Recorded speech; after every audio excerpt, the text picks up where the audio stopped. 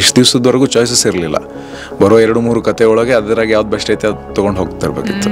Appu sir ಪೃಥ್ವಿ ಅಂತ picture ಮಾಡಿದ್ರು. Darshan sir ನಮ್ಮ ಪ್ರೀತಿ ರಾಮು, ಸ್ವಾತಿ ಮುತ್ತು ಸುದೀಪ್ ಸರ್ದು, ಅಲ್ಲಮ್ಮ ಧನುದು.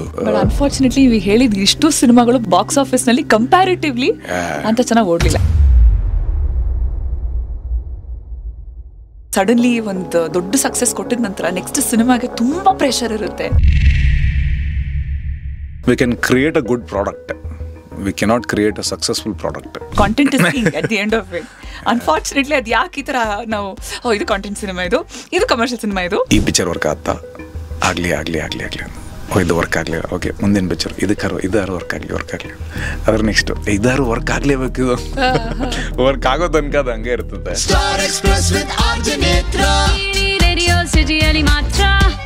ಏನ್ ಯೋಚನೆ ಮಾಡ್ತಿದ್ದೀರಾ? ಬೇಗ ಬೆಲ್ ಐಕನ್ ಕ್ಲಿಕ್ ಮಾಡಿ. ನೋಡಿದವ್ರು ಏನಂತಾರೆ, ಇನ್ನೇನಂತಾರೆ, ನೋಡಿದವ್ರು ಆಕ್ಚುಲಿ ತುಂಬಾ ಚೆನ್ನಾಗಿದೆ ಅಂತ ಹೇಳ್ತಾ ಇದ್ದಾರೆ. ವಿಚ್ ಇಸ್ ವೈ ಈ ಸಿನಿಮಾದ ಬಗ್ಗೆ ಖಂಡಿತ ನಾವು ಮಾತಾಡಲೇಬೇಕು. ಸ್ಟಾರ್ಸ್ ಎಕ್ಸ್ಪ್ರೆಸ್ ನಲ್ಲಿ ನೇತ್ರಾ ಜೊತೆ ಇವತ್ತು ನಮ್ಮ ಸ್ಟುಡಿಯೋನಲ್ಲಿರುವಂತಹ one of the very talented actors, ನನ್ನ favourite Naveen Shankar. Welcome. Hi, ನಮಸ್ಕಾರ. ಹೇಗಿದ್ದೀರಿ? ಯಾವಾಗಲೂ ಒಂಥರ ನಿಮ್ಮನ್ನ ಸ್ಕ್ರೀನ್ ಮೇಲೆ, ಪರ್ಟಿಕ್ಯುಲರ್ಲಿ ನನಗೆ ನಿಮ್ಮನ್ನ ಸ್ಕ್ರೀನ್ ಮೇಲೆ ನೋಡೋದು ಒಂಥರ ಖುಷಿ ನನಗೆ. Thank you. ನಮಗೂ ಸ್ಟುಡಿಯೋಗೆ ಬರೋಕೆ ಅಷ್ಟೇ ಖುಷಿನೇ. ಅಯ್ಯೋ ಆಯ್ತು. ಜನರಲಿ ನಿಮ್ಮ ಪರ್ಫಾರ್ಮೆನ್ಸ್ಗಳಲ್ಲಿ ಒಂದು ಫಿನಿಶಸ್ ಇರ್ಬೋದು, ಒಂದೊಂದು ಏನೋ ನುವಾನ್ಸಸ್ ಇರುತ್ತಲ್ಲ, that just shows all the time. Thank you so much. ಹಾಗೆ ನೋಡಿದವ್ರು ಏನಂತಾರೆ, ಜನ ನೋಡಿದವ್ರಂತೂ ನಿಜವಾಗ್ಲೂ ಚೆನ್ನಾಗಿದೆ ಅಂತ ಹೇಳ್ತಾ ಇದ್ದಾರೆ ಸಿನಿಮಾನ. ಇತ್ತೀಚಿನ ರಿಲೀಸ್ಗಳಲ್ಲಿ ಥಿಯೇಟರ್ಗೆ ಬಂದು ಫಸ್ಟ್ ನೋಡೋದು, ಇದೇ ಒಂದು ನಾವು ವಿಕ್ಟಿಮ್ ಮೆಂಟಾಲಿಟಿಲಿ ಇರುವಂಥ ಟೈಮಲ್ಲಿ ಸಿನಿಮಾನ ಥಿಯೇಟರ್ಗೆ ಬಂದು ಆಕ್ಚುಲಿ ಚೆನ್ನಾಗಿದೆ ಗುರು ಅಂತ ಒಳ್ಳೆ ವರ್ಡ್ ಆಫ್ ಮೌತ್ ಸ್ಪ್ರೆಡ್ ಆಗ್ತದೆ. ಐ ಹೋಪ್ ಇದು ಇನ್ನೂ ಬೇಗ ಸ್ಪ್ರೆಡ್ ಆಗಬೇಕು. ಜನ ಬೇಗ ಥಿಯೇಟರ್ ಹೌದು, 4th ವೀಕ್ನಲ್ಲಿ ಇನ್ನೂ ನಿಧಾನವಾಗಿ ಮಾತು ಸ್ಪ್ರೆಡ್ ಆಗ್ತಿದೆ ಅಂದರೆ it's a good thing. So ಹೇಗಿದ್ದೀರಿ ನವೀನ್? ಆರಾಮ್, ಎಲ್ಲ ಆರಾಮ್. ನೀವು ಹೆಂಗಿದ್ರಿ? ನಾನು ಸೂಪರ್ ಆಗಿದ್ದೀನಿ. ಒಂಥರ ಈ ಒಂದು ಸಿನಿಮಾಗೆ ಎಲ್ಲವನ್ನೂ ಕೊಟ್ರ ಅಂತ, ಲಿಟ್ರಲಿ. ಆ ವೇಟ್ ಲಾಸ್ ಇಸ್ ಇನ್ಸೇನ್. ಸುಮ್ಮನೆ ಹಾಗೆ ನೋಡಿದ್ರೆ ಒಬ್ಬ ಆರ್ಟಿಸ್ಟ್ ಅಫ್ಕೋರ್ಸ್ ಒಂದು ಕೀಡ ಇರುತ್ತೆ, ಇನ್ನೂ ಏನೋ ದೊಡ್ಡದು ಮಾಡಬೇಕು, ಇನ್ನೇನೋ ಹೊಸ ಟ್ರೈ ಮಾಡಬೇಕು ಅನ್ನೋಂಥ. ಅದು ಒಂಥರ ಮಜಾ ಇರುತ್ತೆ ನಮಗೆ. ಯೂಶ್ವಲಿ ಒಂದು ಕ್ಯಾರೆಕ್ಟ್ರಿಗೆ ಏನಾದ್ರು ಒಂದು ಚಾಲೆಂಜಿಗಾಗಿ ಸಿಕ್ಕಿದ್ಗಳೇ ಏನೋ ಸಿಕ್ತು ಅಂತ ಒಂಥರ ಖುಷಿ ಇರ್ತೈತೆ. ಸೊ ಆ ಥರ ಸಿಕ್ಕಿದ ಸ್ಕ್ರಿಪ್ಟ್ ಇದು. ಹೊಂದಿಸಿ ಬರೀರಿ ಮಾಡ್ತಿದ್ದೆ ನಾನು ಆಲ್ರೆಡಿ, ಅಂದರೆ ಒಪ್ಕೊಂಬಿಟ್ಟಿದ್ದೆ ನಾನು. ಅದಾದಮೇಲೆ ಇವ್ರು ನರೇಟ್ ಮಾಡಿದ್ದು ನಂಗೆ, ಈ ಥರದೈತೆ ಅಂತ. ಓಕೆ, ಇದೂ ಲೈಫ್ ಬಗ್ಗೆನೇ ಐತೆ, ಇಲ್ಲಿನೂ ಒಂದು ಕ್ಯಾರೆಕ್ಟರ್ ಜರ್ನಿ ಐತೆ, ಏನು ಮಾಡೋದು, ತಗೊಳ್ಳೇಬೇಡ ಅಂತ ಅಂದ್ಕೊಂಡಿದ್ದೆ. ಅದಾದಮೇಲೆ ಹೇಳೋ ವಿಷಯಗಳು ಬೇರೆ ಇತ್ತಲ್ಲ, ಪರ್ಸ್ಪೆಕ್ಟಿವ್ಗಳು ಬೇರೆ ಇತ್ತು. ಆ್ಯಂಡ್ ಎಸ್ಪೆಷಲಿ ಅದು ರಿಲೇಷನ್ಶಿಪ್ಗಳ ಬಗ್ಗೆ ಮಾತಾಡಿದ್ರೆ, ಲೈಫ್ ಬಗ್ಗೆ ಮಾತಾಡಿದ್ರೆ, ಈ ಪಿಕ್ಚರ್ ಪರ್ಟಿಕ್ಯುಲರ್ಲಿ ಪರ್ಸ್ಪೆಕ್ಟಿವ್ಸು ಮತ್ತು ಅದರಲ್ಲೂ ತಾಯಿಯಿಂದ ಹಿಡಿದು ಗರ್ಲ್ ಫ್ರೆಂಡಿಂದ ಹಿಡಿದು ಆ ವಿಮೆನ್ ಪರ್ಸ್ಪೆಕ್ಟಿವ್ ಎಲ್ಲ ಭಾಳ ಚಲೋ ಇತ್ತು. ಸೊ ಅದಕ್ಕೆ ಇಲ್ಲ ಮಾಡಿಬಿಡೋಣ ಅಂತ ಅಂದ್ಕೊಂಡು ಒಪ್ಕೊಂಡಿದ್ದು ಈ ಸಿನಿಮಾ. ಸೋ ಫಾರ್ ನನಗೆ ರಿಲೀಸ್ ಆಗಿರೋ ಎಲ್ಲ ಪಿಕ್ಚರ್ಗಳಿಗೂ ಕಂಪೇರ್ ಮಾಡಿದ್ರಪ್ಪ ಅಂದರೆ ಐ ಪರ್ಸ್ನಲಿ ಫೀಲ್ ಇಲ್ಲಿ ನಟನಾಗಿ ಒಂದು ಸ್ವಲ್ಪ ಸ್ಪೇಸ್ ಇತ್ತು ನಂಗೆ ಕೆಲಸ ಮಾಡೋದಕ್ಕೆ. ಬೇರೆ ಎಲ್ಲ ಪಿಕ್ಚರ್ಗಳಲ್ಲೂ ಇತ್ತು, ಬಟ್ ಅದಕ್ಕೆ ಎಲ್ಲ ಪಿಕ್ಚರ್ ಕಂಪೇರ್ ಮಾಡಿದ್ರೆ ಇಲ್ಲಿ ಸ್ವಲ್ಪ ಜಾಸ್ತಿ ಇತ್ತು. Because it's his journey. Through his journey the director is saying everything. So ಹಾಗಾಗಿ one of my favourites. Absolutely. ಇವತ್ತಿನ ಕೆಲವಾರು ಹೀರೋಗಳಲ್ಲಿ ಆ್ಯಕ್ಚುಲಿ ಪ್ರೊಟ್ಯಾಗನಿಸ್ಟ್ ರೋಲ್ಗಳನ್ನು ಪ್ಲೇ ಮಾಡೋರಲ್ಲಿ ಪರ್ಫಾರ್ಮರ್ ಅಂತ ಹೇಳಬೇಕಾದ್ರೆ ನವೀನ್ ಶಂಕರ್ ಖಂಡಿತ ಲಿಸ್ಟಲ್ಲಿ ಇದ್ದೇ ಇರ್ತಾರೆ. ಅಂಥ ಪಾತ್ರಗಳನ್ನು ಮಾಡಿದ್ದೀರಾ. ಇನ್ಫ್ಯಾಕ್ಟ್ ಯಾವುದೇ ಪಾತ್ರ ಕೂಡ ಕೊಟ್ಟರು ಕೂಡ ಅದರಲ್ಲಿ ನಿಮ್ದೇನೋ ಒಂದು ಇದ್ದೇ ಇರುತ್ತೆ, ಅದರಲ್ಲಿ ಒಂದು ಟಚ್ ಇದ್ದೇ ಇರುತ್ತೆ ಫಾರ್ ಶ್ಯೂರ್. ಹಾಗೆ ದೊಡ್ಡ ರಿಲೀಸ್ ಲೈಕ್ ಸಲಾರ್ ಆಗಿರಬಹುದು, ಅಲ್ಲಿಂದ ಈ ರೀತಿಯಾದ ಒಂದು ಅಬ್ಸಲ್ಯೂಟ್ ಕಾಂಟೆಂಟ್ ಓರಿಯೆಂಟೆಡ್ ಸಿನಿಮಾ ಆಗಿರಬಹುದು, ಒಂದು ಒಳ್ಳೆ ಗ್ರಾಫಲ್ಲಿ ಹೋಗ್ತಾ ಇದೆ ಕರಿಯರು. ಖುಷಿ ಇದೆಯಾ? ಇನ್ನೂ ಮಾಡಬೇಕು ಅನ್ನೋಂಥ ಇದಿದೆಯಾ? ಆಬ್ವಿಯಸ್ಲಿ. ಅಂದರೆ ಇವಾಗ ಒಂದು ಯಾರು ಪ್ಲ್ಯಾನ್ ಮಾಡ್ತಾರಲ್ಲ ಗೊತ್ತಿಲ್ಲ, ಬಟ್ ನಮ್ಗೆ ಬರ್ಬೇಕಾದ್ರೆ ಒಂದು ಪ್ಲ್ಯಾನಿಂಗ್ ಇರುತ್ತಲ್ಲ. From the very first thought, ನಾವು ಆ್ಯಕ್ಟರ್ ಆಗಬೇಕು ಅಂತ ಅಂದ್ಕೊಂಡಿರೋ ಥಾಟಿಂದ ಹಿಡ್ಕೊಂಡು ಪ್ರತಿ ಸ್ಟೆಪ್ಪಲ್ಲೂ ಒಂದಿಷ್ಟು ಪ್ಲಾನಿಂಗ್ ನಡೀತಾನೆ ಇರ್ತದೆ. ಓಕೆ, ಈಗ ನಾನು ಕಾಲೇಜ್ ಬಿಡಾತೀನಿ, ಇಷ್ಟು ವರ್ಷದಾಗೆ ಹೀರೋ ಆಗಬೇಕು. ಓಕೆ, ಅದು ಅಷ್ಟು ವರ್ಷನಾಗ ಆಗಲಿಲ್ಲ. ಓಕೆ, ಇನ್ನಿಷ್ಟು ವರ್ಷದಾಗ ಆಗಬೇಕು. ಇಲ್ಲಾಂದ್ರೆ ನೋಡಿದವ್ರು ಏನಂತಾರೆ, ಮನೆಗೇನಂತಾರೆ, ಅವರೇನಂತಾರೆ, ಇವರೇನಂತಾರೆ. ಸೊ ಹಾಗೆ ಪ್ಲ್ಯಾನ್ಸ್ ದೊಡ್ಡವೇ ಇರ್ತಾವೆ. ಬಟ್ ಐ ಆಮ್ ಹ್ಯಾಪಿ ಅದು ಶೇಪ್ ಅಪ್ ಹಾಕೋತ ಹೋಗ್ತಿರೋದೈತಲ್ಲ, ಇಟ್ಸ್ ಗುಡ್. ಸಿನಿಮಾದಿಂದ ಸಿನಿಮಾಕ್ಕೆ ನಮ್ಮ ಪ್ರೀತಿಸೋರು ಜಾಸ್ತಿ ಆಗ್ತಾರೆ. ಆಮೇಲೆ ಹೋದಾಗ ಬೆಟ್ ಆಗದಾಗ ಅವರು ನಮಗೆ ಅಪ್ರಿಷಿಯೇಟ್ ಮಾಡೋ ರೀತಿ ಆಗಿರ್ಬೋದು, ನಮ್ಮನ್ನ ರಿಸೀವ್ ಮಾಡ್ಕೊಂಡಿರೋ ರೀತಿ ಆಗಿರ್ಬೋದು, ಅವೆಲ್ಲನೂ ಖುಷಿ ಕೊಡ್ತಾ ಹೋಗ್ತೈತೆ. ಇಲ್ಲ ನಾವು ಕೆಲಸ ಮಾಡಾಕ್ತೀವಿ ಅಂತ ಆ್ಯಕ್ಚುಲಿ ಖುಷಿ ಆಗುತ್ತೆ. ಆ್ಯಂಡ್ ಕತೆಗಳು ಬರೋಕ್ಕೆ ಶುರು ಆಗ್ತಾವಲ್ಲ, ಅಂದ್ರೆ ನಿಮ್ಮನ್ನ ಇಟ್ಕೊಂಡು ಒಂದು ಕತೆ ಮಾಡೀನಿ ನಾನು, ಬೆಟಗ್ರಿ ನೀವು ಒಂದ್ಸರಿ ನಮಗೆ ಒಂದು 3 hours ಟೈಮ್ ಕೊಡ್ರಿ, ನಾವು ಪೂರ್ತಿ ಕತೆ ಹೇಳಬೇಕು ಅಂತ ಹಿಂಗೆ ಹೇಳ್ತಾ ಹೋಗ್ತಾರಲ್ಲ. ಆ್ಯಂಡ್ ಚಾಯ್ಸಸ್ ಕ್ರಿಯೇಟ್ ಆಗ್ತಾ ಹೋಗ್ತಾವೆ. ಇಷ್ಟು ದಿವಸದವರೆಗೂ ಚಾಯ್ಸಸ್ ಇರಲಿಲ್ಲ. ಬರೋ 2-3 ಕತೆ ಒಳಗೆ ಅದರಾಗ ಯಾವ್ದು ಬೆಸ್ಟ್ ಐತೆ ಅದು ತೊಗೊಂಡು ಹೋಗ್ತಿರ್ಬೇಕಿತ್ತು. ಸೊ ಇವಾಗ ಹೆಚ್ಚು ಕತೆಗಳು ಬರ್ತಾವೆ. ಪರ್ಫಾರ್ಮರ್ ಸ್ಪೇಸಲ್ಲಿ ರಿಜಿಸ್ಟರ್ ಆಗೋಗಿದ್ದೀರ ಜನ. ಎಸ್. ಸೊ ಹಂಗಿರೋದ್ರಿಂದ ಅದು ಆ ಥರದ ಸ್ಯಾಟಿಸ್ಫ್ಯಾಕ್ಷನ್ ಐತೆ. ಅಂದರೆ ಏನು ಅನ್ಕೊಂಡಿದೀವಿ ಅದನ್ನ ರೀಚ್ ಮಾಡಕ್ ಆಗಿಲ್ಲದೆ ಹೋದ್ರು ಬಟ್ ಕೆಲಸ ಅಂತೂ ನಿರಂತರವಾಗಿ ನಡೆಯತ್ತೈತಲ್ಲ. So I am happy. Satisfying ಜರ್ನಿನೇ. ಈ ಪ್ರತಿಯೊಬ್ಬ ಆರ್ಟಿಸ್ಟ್ಗೆ ನಮ್ಮ ಇಂಡಸ್ಟ್ರಿನಲ್ಲಿ, ನಮ್ಮದೇ ಅಂತ ಅಲ್ಲ, ಜನರಲಿ ಇಂಡಿಯನ್ ಫಿಲ್ಮ್ ಇಂಡಸ್ಟ್ರಿನಲ್ಲಿ ಲೆಕ್ಕ ಹಾಕಿದ್ರೆ ಒಂದಷ್ಟು ಜನ ಪರ್ಫಾರ್ಮರ್ಸ್ ಸ್ಪೇಸಲ್ಲಿ ಇರ್ತಾರೆ, ಮತ್ತೊಂದಷ್ಟು ಜನ ಸ್ಟಾರ್ಸ್ ಸ್ಪೇಸ್ನಲ್ಲಿ ಸೇರ್ಕೊಂಡ್ಬಿಡ್ತಾರೆ. ಅಂದರೆ ಒಂದು ಯೂಶಲಿ ಸ್ಟಾರ್ ಆ ಒಂದು ಸ್ಪೇಸಿಗೆ ಬಂದ ಕೂಡಲೇ ಈ ರೀತಿಯಾದ ಎಕ್ಸ್ಪೆರಿಮೆಂಟೇಷನ್ ಎಲ್ಲ ಕಡಿಮೆ ಆಗ್ತಾ ಹೋಗ್ಬಿಡುತ್ತೆ. ಈಗ ಇಂಡಿಯಾದಲ್ಲೇ ರೆಕಗ್ನೈಸ್ ಮಾಡಿದ್ರು ಒಂದಷ್ಟು ಸ್ಟಾರ್ಸು, ಸಮ್ವೇರ್ ಅದೆರಡು ಒಂಥರ ಇಬ್ರು ಮಧ್ಯಕ್ಕೆ ಬರಬಹುದಾ, ಅಥವಾ ಸ್ಟಾರ್ ಆಗಿ ಕೂಡ ಅವ್ರು ಇಂಥ ಕೆಲವೊಂದು ಎಕ್ಸ್ಪೆರಿಮೆಂಟೇಷನ್ ಮಾಡೋವಂಥ ಸಾಧ್ಯತೆ ಅನ್ನೋಂಥ ದಿನ ಬರ್ಬೇಕು. ಆ್ಯಕ್ಚುಲಿ ಆ ಬ್ಯಾಲೆನ್ಸ್ನ ಕಂಡ್ಕೊಳ್ಳೋದು ಭಾಳ ರೇರ್ ಪಾಸಿಬಿಲಿಟಿ ಅದು. ಬಟ್ ನಮ್ಮ ಆ್ಯಕ್ಟ್ರೆಸ್ನ ನಾವು ನಮ್ಮದೇ ಸ್ಟಾರ್ಸ್ಗಳನ್ನ ತಗೊಂಡ್ರು, ಈಗ ಅಪ್ಪು ಸರ್ ಪೃಥ್ವಿ ಅಂತ ಪಿಕ್ಚರ್ ಮಾಡಿದ್ರು. ಆ್ಯಕ್ಚುಲಿ ನೀವು ಹಂಗೆ ನೋಡೋಕೆ ಹೋದ್ರಪ್ಪ ಅಂದ್ರೆ ಭಯಂಕರ ಎಕ್ಸ್ಪೆರಿಮೆಂಟಲ್ ಅಂತಲೂ ಹೇಳೋಕ್ಕಾಗಲ್ಲ ನಿಮಗೆ, ಅಥವಾ ಭಯಂಕರ ಕಮರ್ಷಿಯಲ್ ಆಗಿ ಬರೆದಿರೋಂಥ ಕತೆ ಅಂತಲೂ ಹೇಳೋಕ್ಕಾಗಲ್ಲ. ಅದು ಎರಡು ನಡವರ್ಕೂ ಬ್ಯಾಲೆನ್ಸ್ ಆಗಿತ್ತು. ಆಮೇಲೆ ದರ್ಶನ್ ಸರ್ ನಮ್ಮ ಪ್ರೀತಿ ರಾಮು ಆ ಪಿಕ್ಚರು, ಆಮೇಲೆ ಲಾಲಿ, ಅಂದರೆ ಅದರೊಳಗೆ ಒಂದಿಷ್ಟು ಆ ಪಾತ್ರಕ್ಕೆ ಸ್ಪೇಸ್ ಇದ್ದು, ನಟನೆಗೆ ಸ್ಪೇಸ್ ಇದ್ದು, ಕತೆ ಒಳಗೆ ಹೇಳೋಕ್ಕೇನೋ ಒಂದಿಷ್ಟು ಬೇರೆ ಥರದ ವಿಚಾರಗಳಿದ್ದು ಅದನ್ನ ಮಾಡಿದರು. ಆಮೇಲೆ ಸ್ವಾತಿ ಮುತ್ತು ಸುದೀಪ್ ಸರ್ದು, ಅಲ್ಲಮ್ಮ ಧನುದು. ಸೊ ಅದ್ರ ಪ್ರತಿಯೊಬ್ಬರು ಆ್ಯಕ್ಟ್ರಸ್ಸು ಟ್ರೈ ಮಾಡಿ ಆ ಬ್ಯಾಲೆನ್ಸ್ನ. ಅನ್ಫಾರ್ಚುನೇಟ್ಲಿ ಇವಾಗ ಹೇಳಿದ ಇಷ್ಟು ಸಿನಿಮಾಗಳು ಬಾಕ್ಸ್ ಆಫೀಸ್ನಲ್ಲಿ ಕಂಪ್ಯಾರಿಟಿವ್ಲಿ ಅಂತ ಚೆನ್ನಾಗಿ ಓಡಲಿಲ್ಲ. ಹೌದು, ಅದಕ್ಕೇನೆ ಒಂದು ಡೈವರ್ಷನ್ ತಗೋತಾರ. ಇಲ್ಲಪ್ಪ ಅಂತಂದ್ರೆ ಮತ್ತೆ ಒಂದು ಸ್ಟಾರ್ಡಮ್ ಸಿಕ್ಮೇಲೆ ಮತ್ತೆ ಯಾವತ್ತೋ ಒಂದು ಜಾಗ ಮಾಡ್ಕೊಂಡು ಆ ಥರ ಸಿನಿಮಾಗಳನ್ನೂ ಮಾಡ್ಯಾರ. ಬಟ್ ಇಟ್ಸ್ ಟ್ರಿಕಿ ಸ್ಪೇಸ್ ಅದು. ಅದೆರಡು ಬ್ಯಾಲೆನ್ಸ್ ಮಾಡೋದೈತಲ್ಲ. ಬಟ್ ಇವಾಗ ಸಾಧ್ಯ ಐತೆ ಅಂತ, ಯಾಕಂದ್ರೆ ಮೇಕರ್ಸ್ ಅದು ಎರಡರದ್ದು ಬ್ರಿಡ್ಜ್ನ they are finding it. Betterment ಆಗ್ತಿದೆ ಎಲ್ಲ ಕಡೆನೂ ಸಿನಿಮಾಗಳು. ಇವಾಗ ನೋಡ್ರಿ, ಅಂದರೆ ಕಮರ್ಷಿಯಲ್ ಸಿನಿಮಾ ಅಂದರೂ ಕೂಡ ಅದ್ರಲ್ಲಿ ಏನೋ ಒಂದು ಇರಬೇಕು, ಇಲ್ಲಾಂದ್ರೆ ಓಡೋದಿಲ್ಲ ಪಿಕ್ಚರು. ಹೌದು. ಆ್ಯಂಡ್ ಕಾಂಟೆಂಟ್ ಸಿನಿಮಾ ಅಂದರೂ ಕೂಡ ಅದು ನಮ್ಮನ್ನು ಎಂಟರ್ಟೈನ್ ಮಾಡಬೇಕಿಲ್ಲ, ಅದನ್ನು ಓಡೋಲ್ಲ ಪಿಕ್ಚರು. ಸೊ ಅದರ ಯೋಚನೆ ಮಾಡಬೇಕು, ಇಲ್ಲ ಅಳಿಸಬೇಕು, ಏನೋ ಬೇಸಿಕ್ಲಿ ಸಮ್ ಎಮೋಷನ್. ಹೌದು, ನಮ್ಮನ್ನು ಎಂಗೇಜ್ ಮಾಡಬೇಕು. The definition of commercial cinema is ಜಾಸ್ತಿ ಜನಕ್ಕೆ ಇಷ್ಟ ಆಗುವಂಥ ಪಿಕ್ಚರ್ ಅಷ್ಟೇ. ಸೊ ಅದಾಗದೇ ಅದೊಂದು ಸಿಗ್ತಾ ಇದೆಯಲ್ಲ, ಆ ಸ್ಪೇಸ್ಗೆ ಎಲ್ಲರೂ ಹೊಂಟಾರೆ. So I hope in very soon we will reach there. ಖಂಡಿತ. ಆ ಥರ ಎಕ್ಸ್ಪೆರಿಮೆಂಟೇಷನ್ಗಳು ಅಂತ ಹೇಳಬೇಕಾದ್ರೆ ಒಂಥರ first of all content cinema, commercial cinema ಅಂತ ಹೇಳೋ ಅವಶ್ಯಕತೆ ಇಲ್ಲ. ಒಂದು ವಿಷಯ ಹೇಳಬೇಕಾದ್ರೆ ಅದು ಯಾವುದೇ ಸಿನಿಮಾದಲ್ಲಿ ಆಗಿದ್ರು ಕೂಡ ವಿಷಯ ಇಲ್ಲದಿದ್ರೆ ಏನೋ ಹೇಳಕ್ ಸಾಧ್ಯ ಇಲ್ಲ. So content is king at the end of it. Unfortunately ಅದು ಯಾಕೆ ಈ ಥರ ನಾವು ಇದು ಕಾಂಟೆಂಟ್ ಸಿನಿಮಾ, ಇದು ಕಮರ್ಷಿಯಲ್ ಸಿನಿಮಾ ಅಂತ. ಆದರೆ ಕಮರ್ಷಿಯಲ್ ಸಿನಿಮಾನಲ್ಲಿ ಜಸ್ಟ್ ಒಂದು 4 fight, song and dance routine, ಅದೇ ಸೇಮ್ ಕಥೆನ ಬೇರೆ ಬೇರೆ ಥರ ಹೇಳಿದ್ರು ನೋಡೋ ಖುಷಿ ಇರುತ್ತೆ. ಹೌದೌದು. ಸಿ ಈ ಆರ್ಟ್ ಫಾರ್ಮ್ ಅಲ್ಲಿ what I love the most, ಅದ್ರಾಗೆ ಆರ್ಟ್ಗೂ ಸ್ಪೇಸ್ ಇರಬೇಕು, ಎಂಟರ್ಟೈನ್ಮೆಂಟ್ಗೂ ಸ್ಪೇಸ್ ಇರಬೇಕು. ಬಟ್ ಅದು ನಮಗೆ ಆ ಅವಕಾಶ ಸಿಗದೆ ಒಂದು ಸ್ವಲ್ಪ ದಿವಸ ಆದಮೇಲೆ, ಇಲ್ಲ ಇದನ್ನು ಮಾಡೋಣ, ಇದು ಬೇಡ, ಇಲ್ಲ ನೀವು 1 ವರ್ಷ ಆದಮೇಲೆ ನಾನು ಫ್ರೀ ಅಕ್ಕಿನಿ ಅವಾಗ ಮಾಡ್ತೀರಾ, ನಿಮ್ಮ ಹತ್ರ ಟೈಮ್ ಐತೆ ಅಂತ ಕೇಳೋದಕ್ಕೂ ಕೂಡ ನಮ್ಗೆ ಸ್ಪೇಸ್ ಸಿಗೋದು ಇವಾಗ. ಸೊ ಅವು ಎರಡರದ್ದು ಬ್ರಿಡ್ಜ್ ಕಟ್ಕೊಂಡು ನಡ್ಬಾರ್ಕ್ ಒಂದು ಜಾಗ ಸಿಗುತ್ತಲ್ಲ, ಆ ಜಾಗ ಐ ಹೋಪ್ ಇನ್ನು ಮುಂದೆ ಸಿಗುತ್ತೆ ಅಂತ ಅನ್ಕೊಂಡು let hoping for the best. I am sure ಚೆನ್ನಾಗ ಅಟ್ ಲೀಸ್ಟ್ ಒಳ್ಳೊಳ್ಳೆ ಸಿನಿಮಾಗಳು ಬರ್ತಾ ಇದೆ. ಸೊ ಸ್ಲೋ ಚೆನ್ನಾಗಿ ಆಗ್ತಾ ಇದೆ. ಆಸ್ ಅಪೋಸ್ ಟು ಪ್ರಾಬಬ್ಲಿ ನಿಮ್ಮ ಬ್ರೇಕಿಂಗ್ ಪಾಯಿಂಟ್ ಇನ್ನು ಗುಲ್ಟು ಸಿನಿಮಾ ಒಂಥರ ಓವರ್ ನೈಟ್ ಇನಿಷಿಯಲಿ ನೋಡಿದವ್ರು ಓಕೆ ಸ್ಲೋಲಿ ಮಾತಾಯ್ತು, ಅದಾದ್ಮೇಲೆ ಒಂದು ದೊಡ್ಡ ಸೆನ್ಸೇಷನ್ ಆಗೋಯ್ತು ಗುಲ್ಟು. ಹೌದು ಆ ಮಟ್ಟಿಗೆ ಸಡನ್ಲಿ ಒಂದು ದೊಡ್ಡ ಸಕ್ಸಸ್ ಕೊಟ್ಟಿದ ನಂತರ ನೆಕ್ಸ್ಟ್ ಸಿನಿಮಾಗೆ ತುಂಬಾ ಪ್ರೆಷರ್ ಇರುತ್ತೆ, ಅಟ್ಲೀಸ್ಟ್ ಮ್ಯಾಚ್ ಮಾಡಬೇಕು ಆ ಸಕ್ಸಸ್ಗೆ ಅಂತ. ಇಲ್ಲಾಂದ್ರೆ ಅದೊಂಥರ one time wonder, one hit wonder, first timers luck, ಈ ಥರ ಏನೋ ಒಂದು ಕತೆ ಕಟ್ಬಿಡ್ತಾರೆ ಅಲ್ವಾ. ಆ ಟೈಮಿನ ಆ ಫೇಸ್ ಹೆಂಗಿತ್ತು?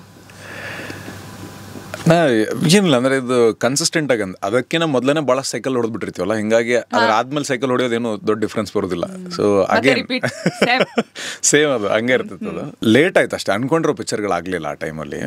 ಸೊ ಹಿಂಗಾಗಿ ಒಂದು ಸ್ವಲ್ಪ ಡಿಲೇ ಆಯ್ತು ಅನ್ನೋದು ಬಿಟ್ರೆ, ಬಟ್ ಅದರಿಂದ ಒಂದಿಷ್ಟು ಲರ್ನಿಂಗ್ಸ್ ಆಗಿರ್ತಾವಲ್ಲ, ಸೊ ಅದನ್ನು ತಲೆಗಿಟ್ಕೊಂಡು ಮುಂದೆ ಹೋಗ್ತಾ ಇರ್ಬೇಕಷ್ಟೆ. ಆ ಪ್ರೆಷರ್ ಒಳಗೆ ನಾನು ಯಾವತ್ತೂ ಬಿದ್ದಿಲ್ಲ.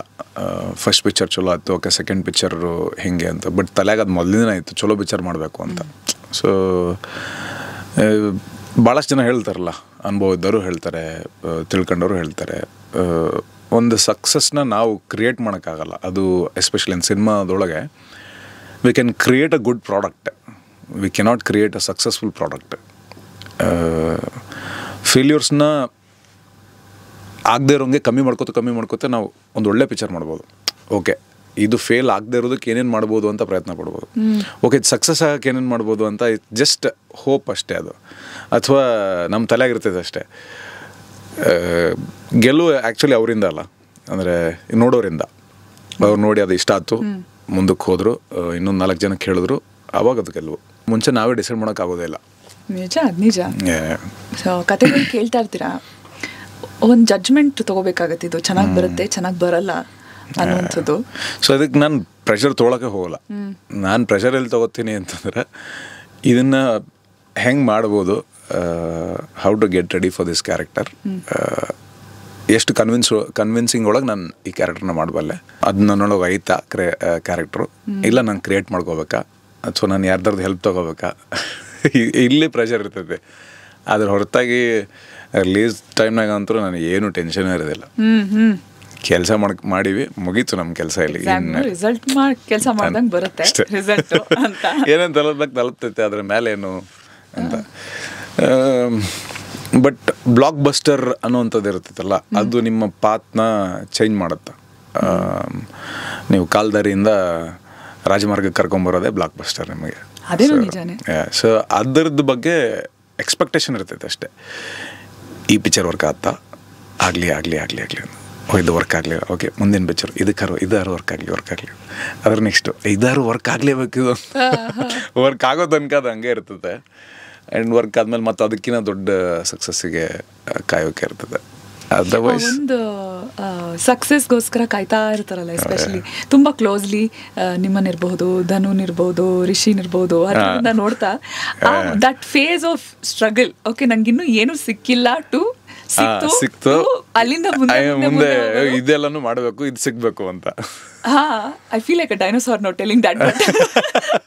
ಬಟ್ ಆ ಗ್ರಾಫ್ನ ತುಂಬಾ ಹತ್ರದಿಂದ ನಿಮ್ಮಲ್ಲಿ ನೋಡ್ಬೇಕಾದ್ರೆ ಏನೋ ಒಂಥರ ಖುಷಿ ಆಗುತ್ತೆ. ನಮ್ಮ ಹುಡುಗರು ಒಳ್ಳೊಳ್ಳೆ ಸಿನಿಮಾಗಳು ಮಾಡ್ತಾ ಇದಾರೆ ಅಂತ. ಬಟ್ ಆ ಸ್ಟ್ರಗಲ್ ಪೀರಿಯಡ್ ಇದೆಯಲ್ಲ, ಎಷ್ಟು ಪಾಸಿಟಿವ್ ಆಗಿ ಮೇಂಟೈನ್ ಮಾಡಬೇಕು. ಇಲ್ಲ ನನಗೆ ಹಾಗೆ ಆಗುತ್ತಿದ್ದು, ಇವತ್ತಲ್ಲ ನಾಳೆ ಆಗುತ್ತೆ. ಆ ವೇಟಿಂಗ್ ಪೀರಿಯಡ್, ಆ ಫ್ರಸ್ಟ್ರೇಷನ್ ಪೀರಿಯಡ್, ಅಥವಾ ಕಾನ್ಫಿಡೆಂಟ್ ಆಗಿ ಅಕ್ಕಪಕ್ಕದವ್ರು ಯಾರೋ ಹೇಳ್ತಿರ್ತಾರೆ ಸುಮ್ಮನೆ ಕೆಲಸ ತೊಗೊಂಡ್ಬಿಡೋ ಬೇಕಾ ನಿಂಗಿದೆಲ್ಲ ಅಂತ ಹೇಳೋರು ಇದ್ದೇ ಇರ್ತಾರೆ ಫಾರ್ ಶೋರ್. ಎಲ್ಲಿಂದ ಈ ಚಟ, ಹುಚ್ಚು, ಸಿನಿಮಾ ಇದೆಲ್ಲ ನಿಮಗೆ ಶುರು ಆಗಿದೆ ಆ್ಯಕ್ಚುಲಿ ಯಾವ ಪಾಯಿಂಟಲ್ಲಿ ಲೈಫಲ್ಲಿ? ಕಾಲೇಜ್ ಟೈಮ್ನಾಗ ಆ್ಯಕ್ಚುಲಿ. ಅದು ಅಂದರೆ ನಮಗೆ ತಿಳುವಳಿಕೆ ಬಂದು ಶುರು ಮಾಡ್ತೀವಲ್ಲ. Bagalkot PUC Basaveshwara science college, 10th ತನಕ ಅಲ್ಲಿ ನಮ್ಮ Ilkal SVM school. SVM school ಒಳಗೆ ನಮ್ಮ ಕನ್ನಡ ಮಾಸ್ತರ್, ಮಲ್ಲಯ್ಯ ಮಾಸ್ತರ್, ಆಮೇಲೆ ಮಾಟ್ರು ಸರ್ ಅಂತ ಒಬ್ರು ಇದ್ರು. ನಾನು ಲಾಸ್ಟ್ ಟೈಮ್ ಎಲ್ಲೋ ಹೇಳಕ್ಕೆ ನೆನ್ಸ್ಕೊಳತ್ತಿದೆ, ಅದು ಅಡ್ರೆಸ್ ಸಿಗೋಲ್ತ ಅವ್ರದ್ದು ಸರ್ನೇಮ್, ಮಾಟ್ರು ಸರ್ ಅಂತ. ಅವರು ಸಖತ್ ಎಂಕರೇಜಿಂಗ್ ಆಗಿದ್ರು. ಸೊ ನಮಗೆ ಅಲ್ಲಿ ನಾಟಕಗಳನ್ನ ಮಾಡ್ಬೇಕಾರೆ ಅವ್ರ ಜೊತೆ ನಾಟಕ ಮಾಡ್ತಿದ್ವಿ. ಒಂದು ಪ್ರೊಫೆಷ್ನಲ್ ಆಗೇ ಒಂದು ನಾಟಕ ಮಾಡಿ ಒಂದು ಪರ್ಫಾರ್ಮೆನ್ಸ್ ಕೊಟ್ಟಿದ್ವಿ. ಸೊ ಪಿ ಯು ಸಿಗೆ ಬಂದಾಗ ಆ್ಯಕ್ಚುಲಿ ಜಾಸ್ತಿ ಅದರೊಳಗೆ ಟೈಮ್ ಸ್ಪೆಂಡ್ ಮಾಡೋಕ್ಕೆ ಶುರು ಮಾಡಿದ್ವಿ. ಅದಾದಮೇಲೆ ಡಿಸೈಡ್ ಆಗಿಬಿಟ್ವಿ ಆ್ಯಕ್ಟ್ರ್ ಆಗಬೇಕು ಅಂತ. ಅಂದರೆ ಇದೊಂದು ಅದೇ ಜರ್ನಿ ನಮ್ಮದು ಅಂತ ಅಂದ್ಕೊಂಡು ಡಿಸೈಡ್ ಆಗಿದ್ದ ಅವಾಗ. ಸೊ ಯಾವ ಕೆಲಸದೊಳಗೆ ನಾನು ಅಲ್ಲಿ ಎಡವಿದ್ರು, ಇಲ್ಲಪ್ಪ ಅಂದರೆ ಲೇಟ್ ಆದರು, ಅಥವಾ ಅಲ್ಲಿ ಏನೇ ಒಂದಿಷ್ಟು ಪ್ರಾಬ್ಲಮ್ಸ್ ಆದ್ರೂ ಕೂಡ still I'll be happy, still I'll be going forward. ಅದು ಇದಾಗಿತ್ತು. ಸೊ ಅದಕ್ಕೆ ಡಿಸೈಡ್ ಮಾಡ್ಕೊಂಡು ಬೆಂಗಳೂರಿಗೆ ಬಂದ್ಬಿಟ್ವಿ. ಸೀಡ್ ಆಗಿದ್ದು ಭಾಳ ಮೊದಲಾಗಿರ್ತೈತೆ, ಅದು ಹುಡುಕಿರು ಗೊತ್ತಾಗಲ್ಲ ಎಲ್ಲಿಂದ ಆಗಿರ್ತೈತೆ ಅಂತ. ಜಸ್ಟ್ ಇನ್ಫ್ಲೂಯೆನ್ಸ್ ಹಾಕೋತ ಬಂದಿರ್ತೈತಲ್ಲ. ಸಿನಿಮಾ ನೋಡಿದಾಗ ಜಾಸ್ತಿ ಖುಷಿ ಆಗ್ತಿರತ್ತೆ, ಸ್ಟೇಜ್ ಹತ್ತಿದಾಗ ಜಾಸ್ತಿ ಖುಷಿ ಆಗ್ತಿರ್ತೈತಿ. ಸ್ಟೇಜಿಂದ ಇಳಿದು ಯಾರೋ ಬಂದು ಮಾತಾಡ್ಸ್ತಾ ಇರ್ಬೇಕಾರೆ ಒಂಥರ ಏನೋ ಗೆದ್ಬಿಟ್ಟಿದೀವಿ ಅನ್ನೋ ಥರ ಒಂದು ಪ್ಲೆಷರ್ ಸಿಗ್ತಿರ್ತೈತಿ. So it starts from there ಆ ಪ್ಲೆಷರು. ಅದಾದಮೇಲೆ ಇಟ್ಸ್ ಸೀಕಿಂಗ್, ಇನ್ನೊಂದು ಸ್ವಲ್ಪ ದೊಡ್ಡದೇನೋ ಸೀಕ್ ಮಾಡ್ಕೊತ ಹೋಗ್ತಾರೆ. ಮನೆಗೆ ಅವರು ಆಗೋ ತನಕ ಫುಲ್ ವೈಬ್ರೆಂಟ್ ಆಗಿರ್ತಾರೆ. ಸೀರಿಯಲ್ನಾಗ ಬರೋ ವಿಲನ್ಸ್ ಥರ, ಆಮೇಲೆ ವಜ್ರ ಮನಿ ಥರ ನಮ್ಮಪ್ಪ ಕಾಣಿಸ್ತಿರ್ತಾರೆ. ಭಯ ಅಷ್ಟೇ ಅಲ್ಲ ಅವ್ರಿಗೆ. ಬಟ್ ನಮ್ಮಪ್ಪ ಭಾಳ ಕಾನ್ಫಿಡೆಂಟ್ ಫೆಲೋ ನಮ್ಮಪ್ಪ ಅವಾಗ ಬಿಟ್ಟಾಗ ನಮ್ಮಪ್ಪ ಏನೂ ಅಂದಿರಲಿಲ್ಲ. ಎಲ್ಲ ಮೇಜರ್ ಡಿಸಿಷನ್ಸಲ್ಲೂ ನಮ್ಮಪ್ಪ ಭಾಳ ಕಾಮಾಗಿ ತಗೊಂಡಾರೆ. ನಾನು ಕಾಲೇಜ್ ಬಿಟ್ಟಾದ್ಮೇಲೆ ಹೇಳಿರಲಿಲ್ಲ, 2 ವರ್ಷ ಆದ್ಮೇಲೆ ಹೇಳಿದೆ. ಅವಾಗ್ಲೂ ಕಾಮಾಗೆ ತಗೊಂಡ್ರಂತ. ಹಾಂ ಹೌದಾ, ಏನು ಮಾಡ್ತೀಯಾ ಅಂತ. ಏನು ಮಾಡ್ತೀಯ, ಕಾಲೇಜ್ಗೆ ಹೋಗ್ತಾ ಇಲ್ಲ ಅನ್ನೋದು ಗೊತ್ತೇ ಇರಲಿಲ್ಲ ಅವ್ರಿಗೆ ಗೊತ್ತಿರಲಿಲ್ಲ. ಆಮೇಲೆ ಸುಮ್ಮನೆ ಇದ್ರಾ? ಅಯ್ಯೋ.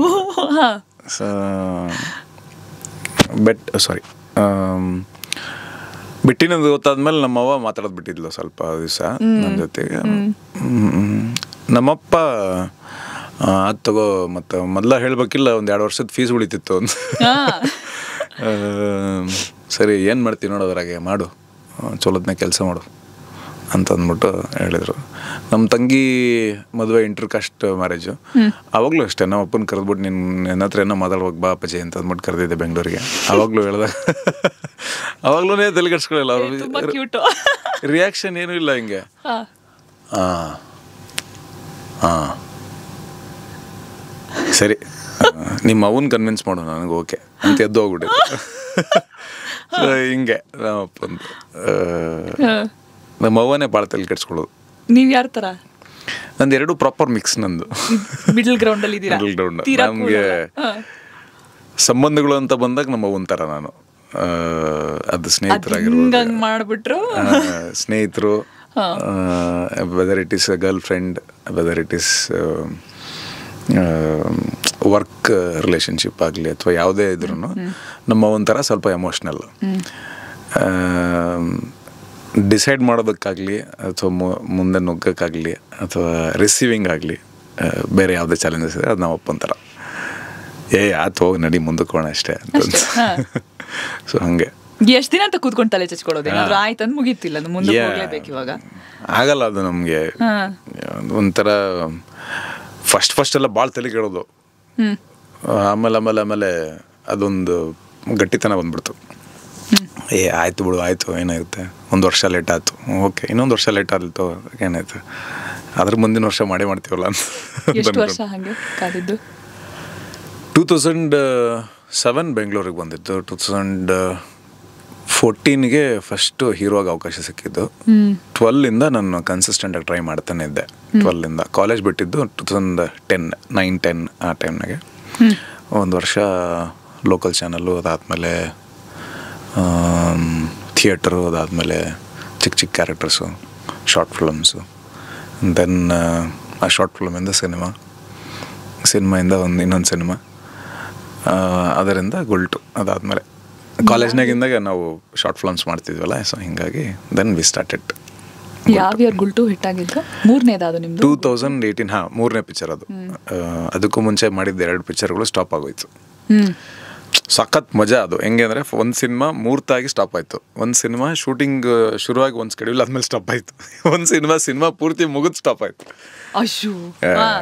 ಸೊ ಐ ಡೋಂಟ್ ಕನ್ಸಿಡರ್ ಮುಹೂರ್ತ ಆಗಿದ್ದು ಒಂದು ಅಕೌಂಟಬಿಲಿಟಿ ಕನ್ಸಿಡರ್ ಮಾಡೋಕ್ಕಾಗಲ್ಲ. ಸೊ ದೆನ್ ಗುಲ್ಟು. And what a break. ಯಾವ ಇಯರ್ ಅದು? 2018 ಮಾರ್ಚ್ 30th. 7 to 18 11 ವರ್ಷ.